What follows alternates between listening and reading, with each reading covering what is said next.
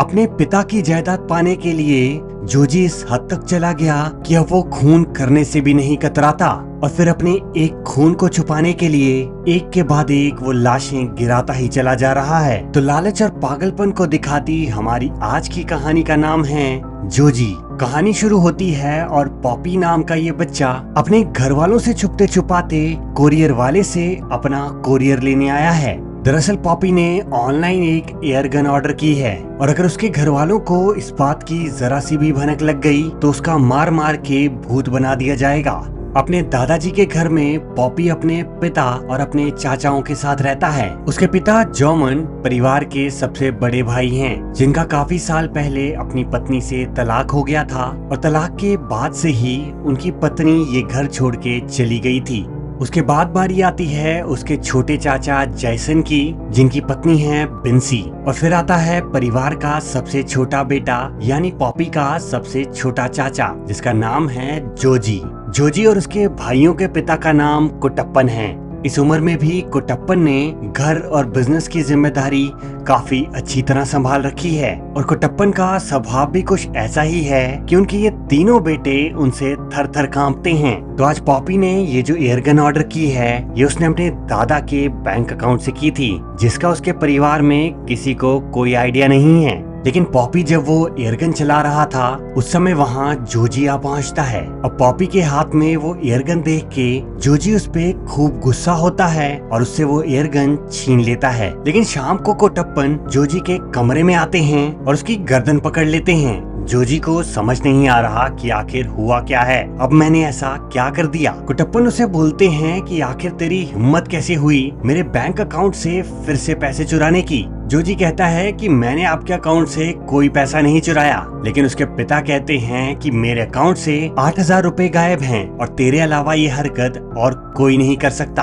अब क्योंकि जोजी के पास कोई काम धंधा तो है नहीं, इसलिए आए दिन अपना खर्चा चलाने के लिए वो अपने पिता के पर्स से या कभी बैंक अकाउंट से 100-200 रुपए निकाल ही लेता है। इसलिए बिना कुछ सोचे समझे कुटप्पन ने इस चोरी का इल्जाम भी जोजी के सर लगा दिया। गुस्से में जोजी पॉपी के कमरे में जाता है। वो पॉपी से पूछता है कि जो तुमने बंदूक ऑर्डर की थी उसके लिए तुम्हारे पास पैसे कहाँ से आए। अब डर के मारे पॉपी सारी सच्चाई उगल देता है। वो कहता है कि दादाजी का एटीएम कार्ड यूज करके मैंने वो शॉपिंग करी थी, लेकिन मुझे अब अपनी गलती का एहसास हो चुका है चाचा, तो ये बात दादाजी को बिल्कुल मत बताइएगा। पर जिस बेटे की बेइज्जती उसके बाप ने इतनी बुरी तरह की हो वो भला अपनी इज्जत का बदला वापस क्यों न ले। जोजी कमरे से भागता हुआ अपने पिता को ढूंढने लगता है, लेकिन इतने में उसे खेतों से चीखने चिल्लाने की आवाजें सुनाई देती हैं और पता चलता है कि जोजी के पिता कुटप्पन को एक बहुत बुरा हार्ट अटैक आया है। दरअसल खेतों में काम करते करते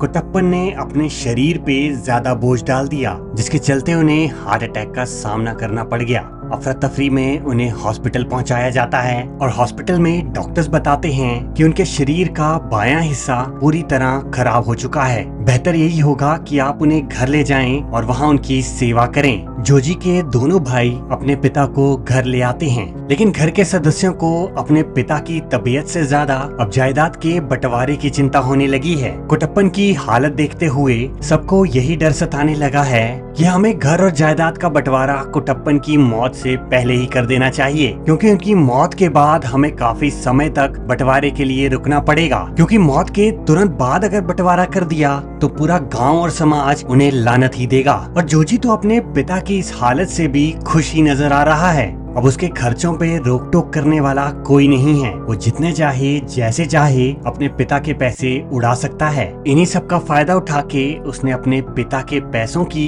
फिजूल खर्ची करना भी शुरू कर दिया है। लेकिन इसके बिल्कुल उलट उसके बड़े भाई जॉमन को अपने पिता की चिंता सताने लगी है। वो दिल से चाहता है कि उसके पिता जल्द से जल्द ठीक होके उनके बीच हंसने खेलने लग जाएं। डॉक्टरों से बात करके वो अपने पिता की सर्जरी के लिए तैयार हो जाता है। डॉक्टरों का कहना था कि सर्जरी से शायद उनकी हालत काफी सुधर जाए और जॉमन अब फाइनली ये रिस्क लेने के लिए तैयार हो चुका है और होता भी कुछ वैसा ही है। जॉमन की दुआएं काम आती हैं और कुटप्पन की हालत में काफी हद तक सुधार आ चुका है। हॉस्पिटल से कुटप्पन को वापस घर लाता देख जोजी के चेहरे पे निराशा आ चुकी है, क्योंकि मन ही मन वो तो दुआ कर रहा था कि उसके पिता की जल्दी मौत हो जाए और उसके हाथ में प्रॉपर्टी का अपना हिस्सा आए। लेकिन उल्टा यहाँ तो कुटप्पन की तबीयत में काफी सुधार आ चुका है और डॉक्टर तो ये भी कह रहे हैं कि अगर कुछ महीने इनका ध्यान अच्छी तरह रखा जाए तो ये वापस पहले जैसे हो जाएंगे। अपना दिमाग चलाते हुए जोजी अपनी भाभी बिन्सी को कहता है कि मेरे ख्याल से अभी ये सही मौका है, हमें पिताजी से बंटवारे की बात कर लेनी चाहिए, क्योंकि अभी उनकी हालत ऐसी है कि वो अपनी देखरेख के लिए भी हम पे ही डिपेंड हैं। तो शायद उसी बात को समझते हुए वो मान जाएं। बिन्सी अपने पति जैसन को बोलती है कि तुम आज पिताजी से बंटवारे की बात करो और अगर वो मान गए तो हम अपने नए घर में जल्द से जल्द शिफ्ट हो सकते हैं। अपनी पत्नी की बातों में आके जैसन अपने पिता कुटप्पन को कहता है कि हमें कुछ पैसों की जरूरत है। बिन्सी और मैंने शहर में एक नया घर देखा है और हम सोच रहे हैं कि जल्द से जल्द वहाँ शिफ्ट हो जाएं। घर के लिए एडवांस तो हम दे चुके हैं, लेकिन बाकी का पैसा देने के लिए हमें आपकी मदद चाहिए होगी। कुटप्पन को पहले से ही पता था कि उसके बेटे उसे कुछ ज्यादा प्यार व्यार नहीं करते, बल्कि सब के सब उसकी जायदाद के भूखे हैं। लेकिन उसने कभी ये नहीं सोचा था कि उसकी जिंदा रहते रहते ही उसके ये बच्चे जायदाद में हिस्सा मांगने लगेंगे। कुटप्पन जेसन को कहता है कि मैं तुम्हारी सारी बातें समझ रहा हूँ, लेकिन मेरे जिंदा रहते तुम्हें एक फूटी कौड़ी भी नहीं मिल सकती।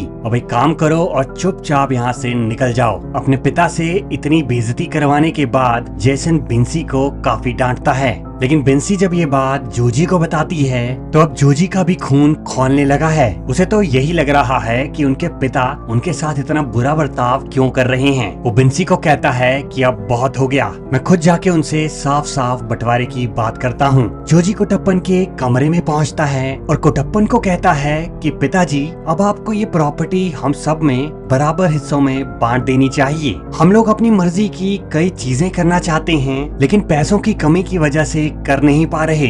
डर के मारे मेरे बड़े भाई आपसे ये सब बातें नहीं करेंगे, लेकिन मुझे लगता है कि अब बहुत हो गया। हमें इन पैसों की जरूरत है और अपने बच्चों की मजबूरी को समझते हुए आपको हमारी मदद करनी ही होगी। अपने निठल्ले नाकारा बेटे के मुंह से ऐसी बातें सुन के कुटप्पन को गुस्सा आ जाता है। वो गुस्से में जोजी की जोर से गर्दन दबा के उसे दूर फेंकता है और बस इतना सा ही काफी था जोजी को ये याद दिलाने के लिए कि इस परिवार में उसकी हैसियत एक कीड़े के बराबर है। जोजी से ये बेइज्जती बर्दाश्त नहीं होती और वो फैसला करता है कि अब वो अपने पिता को अपने रास्ते से हटा के ही रहेगा। बाजार से जोजी कुछ ऐसी दवाइयाँ लेके आता है जो उसकी पिता की सेहत के लिए बिल्कुल अच्छी नहीं। वो उनकी असली दवाइयों से इन दवाइयों को बदल देता है और किसी को कानों कान खबर लगे बिना कुटप्पन के शरीर में वो जहर धीरे धीरे जाता जा रहा है। हर एक गुजरते दिन के साथ जोजी इंतजार करता है कि कब उसकी दवाई असर करेगी और उसके पिता की मौत की खबर उसे मिलेगी। और फिर वो फाइनली दिन आ ही जाता है।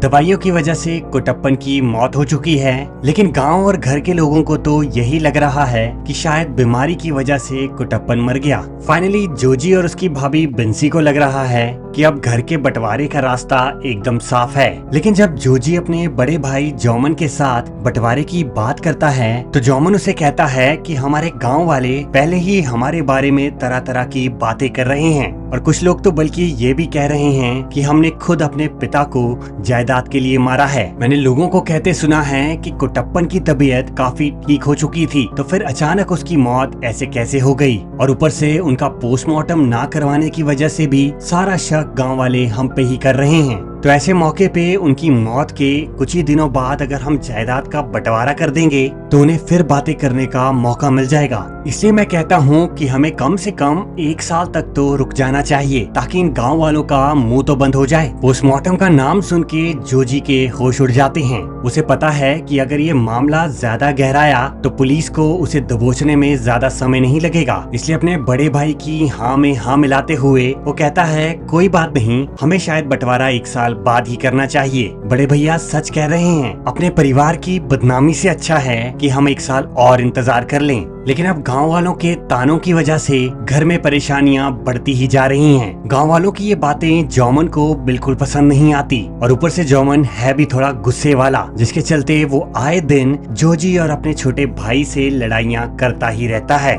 जोजी का भी जीना हराम हो चुका है। उसे पता है अपने पिता को मार के उसने कितना बड़ा पाप किया है और अब उसके पिता का वो चेहरा उसे रातों में सोने भी नहीं दे रहा। पोस्टमार्टम और पुलिस की बातें भी जोजी के दिमाग में दिन रात घूम रही हैं और उसे अपने पकड़े जाने का डर सताने लग गया है। सबूतों को मिटाने के लिए जोजी वो जहर वाली दवाइयाँ अपने तालाब के पास जला देता है। आग लगने की वजह से तालाब पे थोड़ा सा नुकसान हो गया है और ये नुकसान जोमन की नजरों में आ गया। वो जोजी से पूछता है कि हमारे तालाब के पास आग लग चुकी है, क्या तुम वहाँ पे सिगरेट पीने गए थे? जोजी साफ साफ मना कर देता है और झूठ बोलते हुए कहता है कि नहीं, मैं तो पूरा दिन यहीं सो रहा था। जोमन जोजी को कहता है कि गांव में हमारे बारे में बहुत उल्टी सीधी बातें हो रही हैं और तुम्हें पता है कि तुम्हारे दोस्त सुधी ने मुझे क्या बताया? उसने मुझे कहा कि जिस दिन पिताजी की मौत हुई तब तुम तालाब के पास थे और घर वालों की चीखने चिल्लाने की आवाजें सुनने के बावजूद भी तुम वहाँ से बहुत धीरे धीरे आ रहे थे, मानो तुम जानबूझ के पिताजी के मरने का इंतजार कर रहे हो।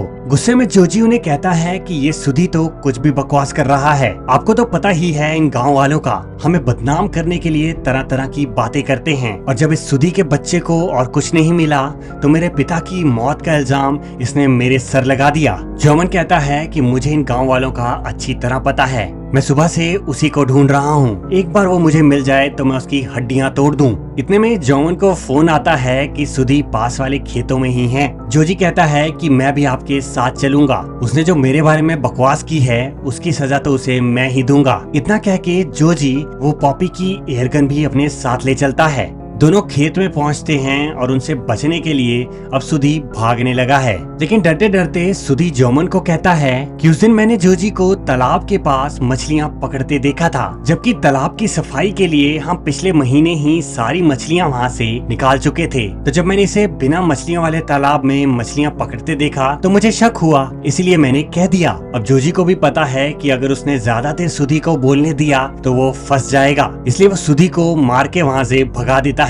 लेकिन जोमन के कान में ये बात पड़ चुकी है। वो जोजी से पूछता है कि बिना मछली वाले तालाब में आखिर तुम करने क्या गए थे? जोजी कहता है कि मैं तो वहाँ बस सिगरेट पीने गया था भाई, आप इसकी बातें बिल्कुल मत सुनिए। जवाब में जोमन कहता है लेकिन तुमने मुझे अभी अभी बताया कि सिगरेट तो तुम नदी के किनारे पीते थे, तो उस दिन तुम तालाब पे क्या करने गए? जोमन ने जोजी के झूठ अब पकड़ लिए हैं और उसके मुंह से सच उगलवाने के लिए वो जोजी को दबोच लेता है। अपने आप को फंसता हुआ देख जोजी अब इंसानियत की सारी हदें पार कर देता है। अपनी जेब से एयरगन निकाल के वो जोमन के गले पे एक गोली चला देता है। उस गोली के बाद एक तुरंत अगली गोली उसकी गर्दन पे मारता है और फिर जोमन का खेल खत्म करने के लिए वो वहाँ से देसी बम उठा के जोमन पे फेंक देता है। और अब जोजी अपने एक पाप को छुपाने के लिए एक और खून कर चुका है, लेकिन घर वालों और पुलिस वालों के सामने वो अपने भाई की मौत का इल्जाम सुधी पे लगा देता है। वो सबको यही बताता है कि जब हम सुधी को पकड़ने वहाँ पहुँचे तो जोमन भाई गुस्से में आ गए। सुधी हमसे दूर भाग रहा था और उसे पकड़ने के लिए उन्होंने वहाँ से वो देसी बम उठा लिया, लेकिन पता नहीं कैसे वो बम उन्हीं के हाथ में फट गया।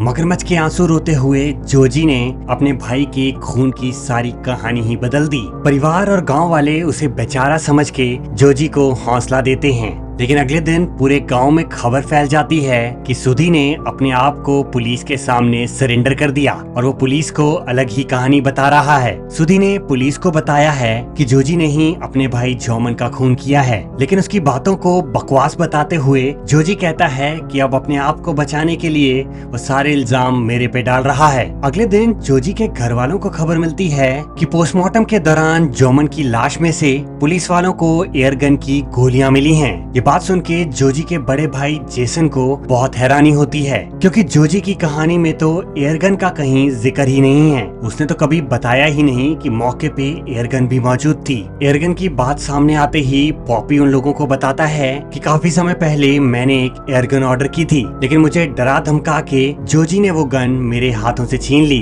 अब जोजी का राज पूरे घर वालों के सामने खुल चुका है। उसके बड़े भाई जेसन को भी अब जोजी पे ही शक है, पर अभी भी जोजी अपना गुनाह मानने के लिए तैयार ही नहीं। अभी भी घर वालों के सामने वो एक ही रट लगाए हुए है कि उसने अपने भाई का खून नहीं किया, लेकिन असलियत में तो जोजी को भी पता है कि अब वो पकड़ा गया है। कुछ देर में जब पूछताछ के लिए पुलिस आएगी तो वो किसी न किसी तरीके से जोजी के मुंह से सच उगलवा ही लेंगे। जोजी अपने कमरे में जाता है और अपने घर वालों के फोन पे एक सुसाइड नोट भेज के उसी एयरगन से अपने सर पे गोलियां मार लेता है, लेकिन गोलियों से जोजी की मौत नहीं होती बल्कि वो बस जख्मी हुआ है, और जख्मी भी ऐसा कि अब उसके शरीर का कोई भी हिस्सा काम नहीं कर रहा। वो एक जिंदा लाश बन चुका है। जोजी को शायद अपनी गलती का एहसास हो चुका था, और शायद अपने पापों का पश्चाताप करने का उसका ये एक तरीका ही था, क्योंकि जिस लालच की वजह से उसने उस बूढ़े बीमार बाप को मार दिया, अब जोजी भी बिल्कुल अपने पिता की तरह हमेशा हमेशा के लिए बिस्तर पे पड़ चुका है, जिसकी आंखों में पश्चाताप के अलावा